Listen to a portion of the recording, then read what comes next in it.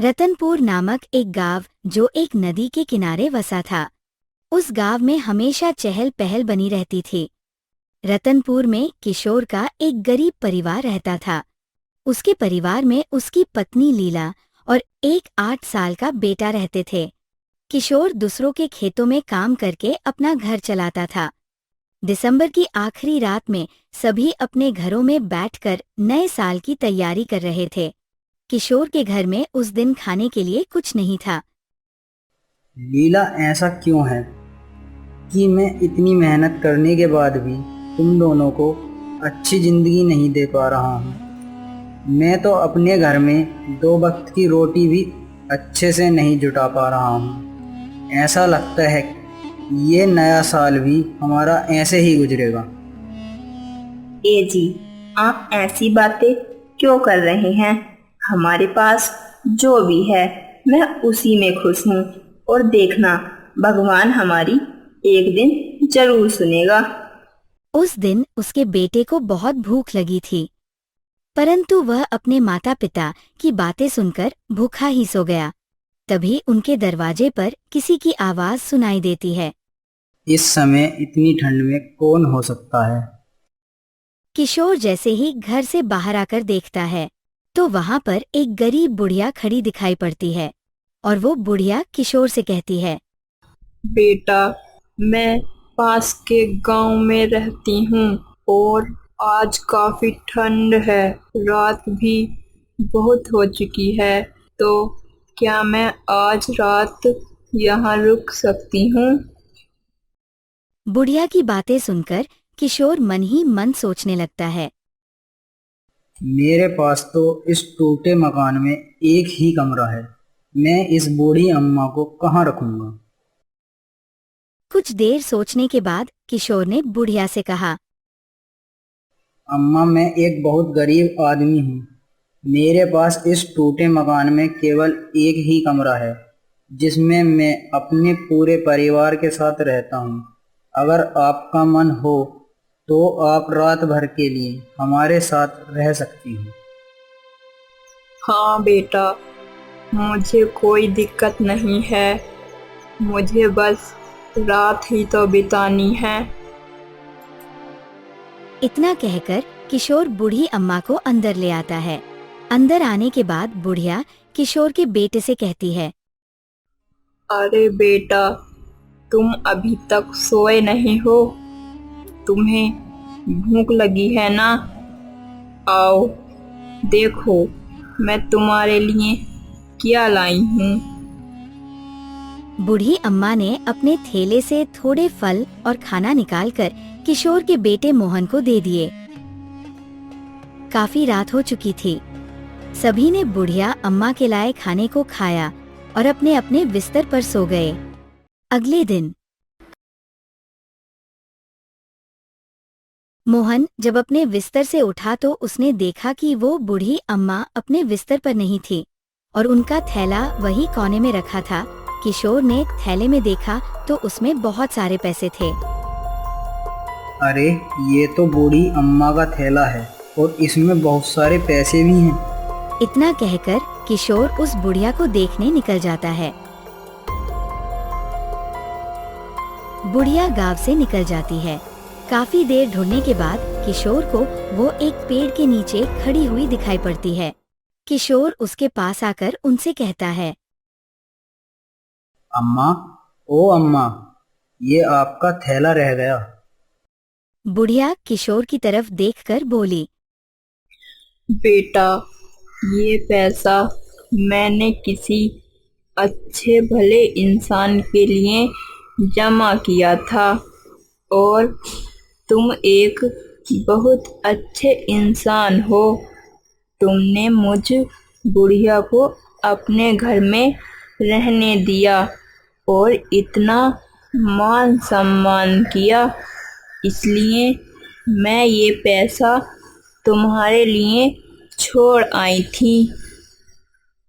बूढ़ी अम्मा के इतना कहने के बाद किशोर ने कहा, लेकिन अम्मा, ये पैसे तो आपके हैं। मैं इन्हें कैसे ले सकता हूँ?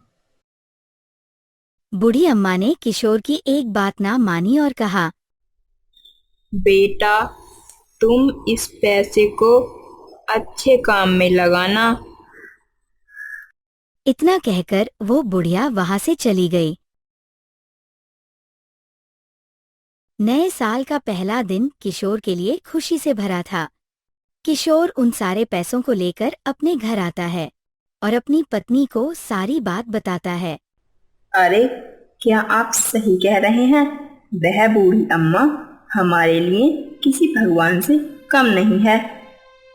लीला और किशोर ने मिलकर ये फैसला किया कि वे उन पैसों से गांव में एक छोटी सी किराने की दुकान खोलेंगे, जिससे कि उनके घर में 2 वक्त की रोटी मिल जाए और वो अपने बेटे को स्कूल में पढ़ने भेज सके।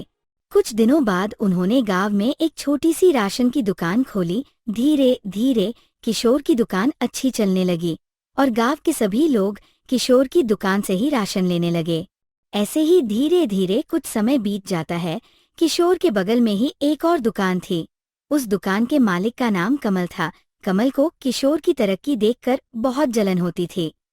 वो हमेशा किशोर का बुरा सोचता रहता था। ऐसा इस किशोर में क्या है जो सब लोग इसी के पास से राशन लेने आते हैं? जब से इसने दुकान खोली है मेरे पास तो कोई आता ही नहीं है। अब समय आ गया है, इस बार का वार ऐसा होना चाहिए कि वह दोबारा खड़ा होने की हिम्मत न कर सके। तुम्हारी बात सही है लाली, मगर ये कैसे होगा? कोई रास्ता बताओ। जनवरी का महीना है, गांव के सभी लोग अपने अपने घरों में सो रहे होंगे। तुम चुपके से जाकर उसकी दुकान में आग लगा देना ताकि उसकी दुकान जलकर राख हो जाए।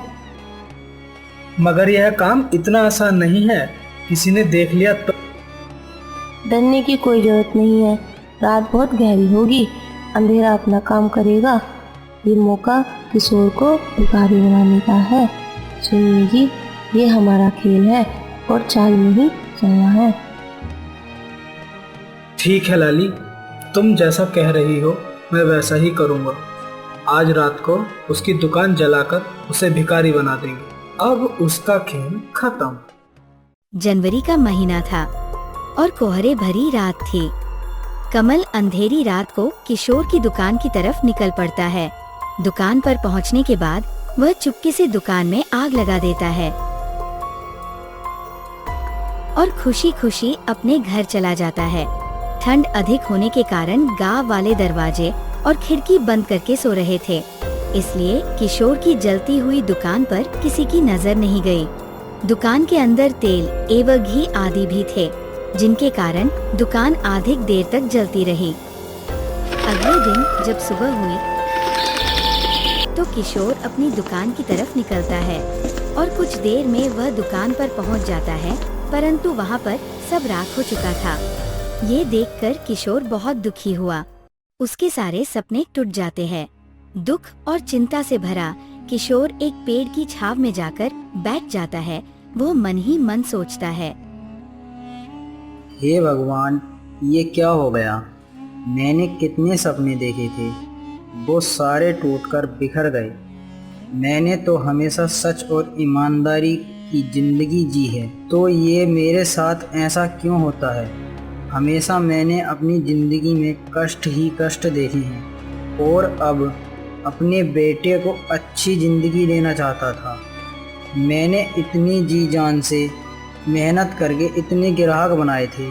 लगता है मेरी किस्मत में मेरी मेहनत का फल मिलना नहीं लिखा है।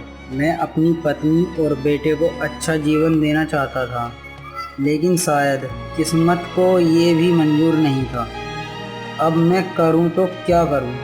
मैंने इस दुकान से बहुत सारे सपने सजाए थे, सारे टूट गए, बिखर गए। घर आकर वो अपनी पत्नी को सारी बात बताता है। तब उसकी पत्नी सोचती है, आखिर हमारी दुकान में आग लगी कैसे? लीला ये जानने के लिए कि दुकान कैसे जली दुकान के पास जाती है।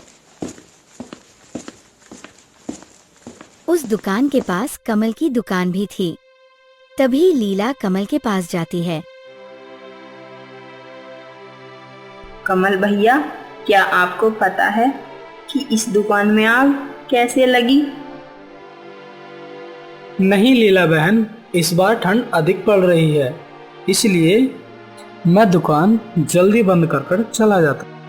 पर हाँ, गांव के कुछ लोग आपस में बात कर रहे थे कि पास में काम करने वाले कुछ लोग अलाव जलाकर हाथ पैर सेक रहे होंगे। उन्होंने अलाव को जलता छोड़ दिया होगा और दुकान में आग लग गई। फिर लीला और किशोर घर आते हैं और लीला अपने पति की हिम्मत बांधते हुए कहती है, अजी, आप चिंता क्यों कर रहे हो? हमने कभी किसी का बुरा नहीं किया, तो हमारे साथ भी बुरा नहीं होगा। हमारी दुकान जल गई तो क्या हुआ, हम कोई दूसरा काम कर लेंगे। मगर लीला, हमें कुछ भी करने के लिए पैसों की जरूरत होगी। वे पैसे हम कहाँ से लाएंगे? आप चिंता मत करो, मेरे मन में एक बात चल रही है। क्यों ना हम जमींदार से कुछ पैसे उधार ले लें। हम फिर से कुछ ना कुछ करके जमींदार के पैसे लौटा देंगे। अच्छा ठीक है भाग्यवान, कहीं ऐसा ना हो कि घर में जो थोड़ा बहुत पैसा है वह भी चला जाए। सुनिए जी, आप चिंता मत करो। अभी देखिए, सर्दियां भी चल रही हैं। इन सर्दियों में हमारे तिल के लड्डू खूब बिकेंगे। इन सर्दियों में हम जमींदार के पैसे भी चुका देंगे। अच्छा ठीक है, कल जाकर देखता हूँ क्या होता है। अभी तो शाम हो गई है। फिर वे सभी खाना खाकर सो जाते हैं। अगले दिन किशोर जमींदार से पैसे मांगने चला जाता है। कुछ देर चलने के बाद किशोर जमींदार के घर पहुंच जाता है। किशोर को देखकर जमींदार कहता है, अरे किशोर, तुम यहाँ आओ आओ, कैसे आना हुआ? मालिक, कुछ पैसों की जरूरत थी, मिल जाते तो अच्छा होता। अरे क्यों नहीं किशोर, मैं तो यहाँ तुम लोगों की मदद के लिए ही बैठा हूँ। बोलो, कितने पैसे चाहिए? मालिक, ज़्यादा नहीं, बस 5,000 रुपये चाहिए। लेकिन किशोर, एक बात गांठ बांध लेना, अगर तुमने मेरे पैसे समय से नहीं लौटाए तो मैं तुम्हारे घर पे कब्जा कर लूँगा। मालिक, आप चिंता मत कीजिए, मैं आपके पैसे ब्याज के साथ समय पर वापस कर दूंगा। इतना कहकर किशोर जमींदार से पैसे लेकर अपने घर चला आता है। घर पहुंचकर अपनी पत्नी से कहता है, लीला, मैंने तुम्हारे कहने पर जमींदार से पैसे तो मांग लिए हैं, परंतु उन्होंने चेतावनी दी है कि अगर हमने उनके पैसे समय से नहीं लौटाए तो वो हमारे घर पर कब्जा कर लेंगे। आप तो बेकार में ही परेशान हो रहे हो जी, ऐसा कुछ नहीं होगा। अच्छा ठीक है भाग्यवान, कहीं ऐसा ना हो कि घर में जो थोड़ा बहुत है वह सब भी चला जाए। किशोर बाजार जाकर लड्डू बनाने का सामान लेकर आता है। फिर लीला लड्डू बनाकर किशोर को देती है। किशोर उन लड्डुओं को बेचने के लिए गांव की ओर निकल जाता है। लड्डू ले लो लड्डू, भाइयों, तिल के लड्डू, एक बार खाओगे बार बार मांगोगे। मुरादाबाद के मशहूर तिल के लड्डू। अरे भाई, ये लड्डू तो देखने में बड़े स्वादिष्ट और अच्छे लग रहे हैं। कैसे दिए हैं? 80 रुपए का 1 किलो है बहन जी। बोलो बहन जी, कितने दे दूं? अच्छा ठीक है भाई, मुझे 1 किलो लड्डू दे दो। किशोर 1 किलो लड्डू उसे दे देता है और आगे बढ़ जाता है। धीरे धीरे करके किशोर के सारे लड्डू बिक जाते हैं और किशोर घर वापस आता है।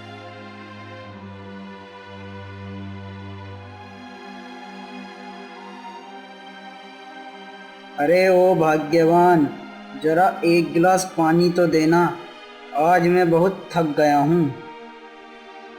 जी, अभी लाइन। क्या हुआ जी? कुछ तिल के लड्डू बिके या नहीं? अरे ओ भाग्यवान, कुछ नहीं बल्कि सारे लड्डू बिक गए। क्या आप सच कह रहे हैं? सच में हमारे सारे लड्डू बिक गए?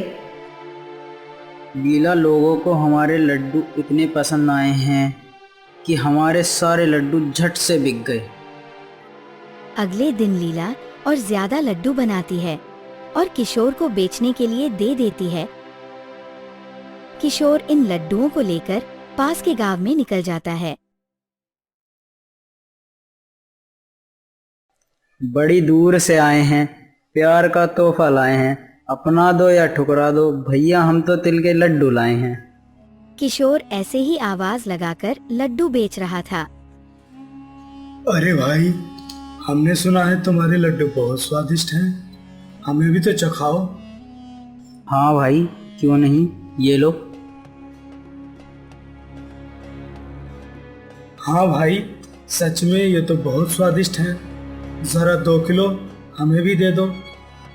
किशोर उस आदमी को लड्डू देकर आगे निकल जाता है। धीरे धीरे किशोर के सारे लड्डू बिक जाते हैं और जैसे ही शाम होती है किशोर घर आ जाता है। अरे ओ भाग्यवान, हमारे लड्डुओं की सारे गांव में बहुत चर्चा हो रही है। अब तो मेरे जाते ही सारे लड्डू झट से बिक जाते हैं।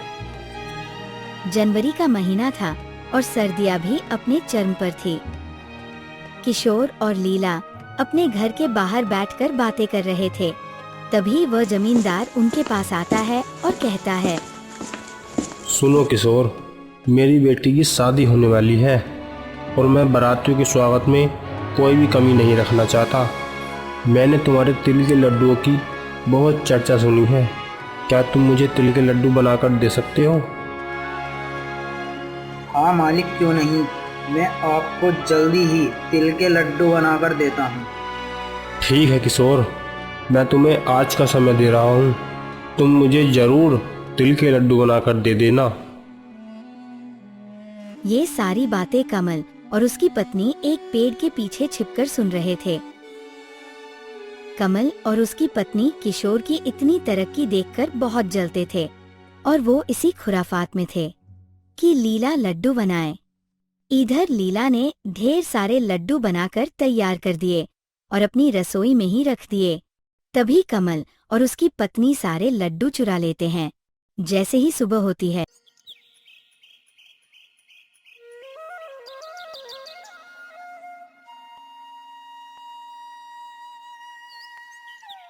और लीला रसोई में जाती है तो उसे वहाँ एक भी लड्डू नहीं दिखाई देता।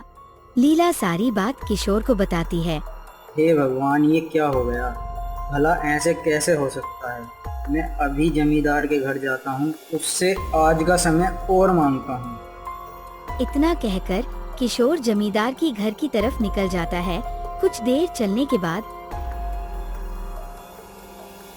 वह जमींदार के घर पहुँचता है और कहता है, मालिक, आपको देने के लिए मैंने तिल के लड्डू रात ही बना दिए थे, पर वह लड्डू मेरे घर से चोरी हो गए। आप मुझे दिन भर का समय दे दीजिए, मैं आपको शाम तक लड्डू बनाकर दे दूंगा। ठीक है किशोर, मैं तुम्हें केवल आज का समय दे रहा हूँ, तुम मुझे शाम तक लड्डू पहुँचा देना।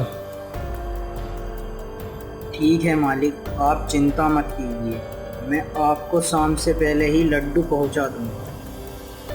इतना कहकर किशोर अपने घर निकल जाता है। कुछ देर चलने के बाद वह देखता है कि कमल का बेटा घर के बाहर लड्डू खा रहा है। तब वो सोचता है, कमल ने तो कभी मुझसे तिल के लड्डू नहीं खरीदे, तो फिर उसका बेटा लड्डू कहाँ से खा रहा है। किशोर उस बच्चे के पास जाता है और उससे पूछता है, बेटा, ये लड्डू तुम्हें किसने दिए। ये लड्डू तो मुझे मेरे पिताजी ने दिए हैं और हमारे घर में बहुत सारे रखे हैं। किशोर को ये बात समझ में आ गई और उसने घर आकर सारी बात अपनी पत्नी लीला को बताई।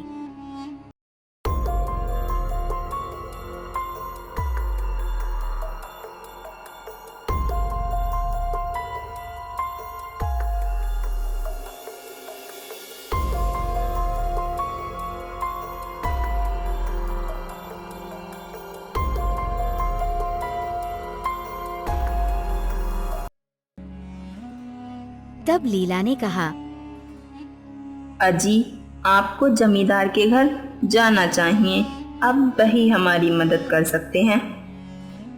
फिर किशोर जमींदार के घर जाता है और सारी बात उन्हें बताता है।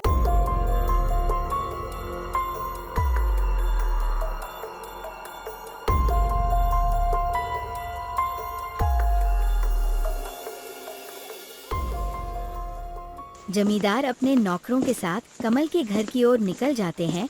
कमल के घर पहुंचकर घर की तलाशी लेते हैं। तुम लोग घर के अंदर जाओ और अच्छे से घर की तलाशी लेना। तलाशी के दौरान कमल के घर से ढेर सारे तिल के लड्डू मिलते हैं। आखिर तुमने किशोर के लड्डू क्यों चुराए? मुझे माफ कर दीजिए जमींदार साहब, मेरे अंदर जलन की भावना आ गई थी। किशोर इतनी तेजी से आगे बढ़ रहा था कि मुझसे देखा ना गया। किशोर की दुकान भी मैंने ही जलाई थी। तुम इतनी आसानी से माफी मांग रहे हो, तुम्हें सजा तो जरूर मिलेगी।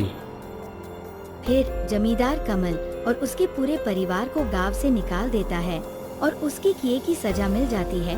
किशोर जमींदार से लिया हुआ कर्ज भी चुका देता है और वे सभी खुशी खुशी रहने लगते हैं।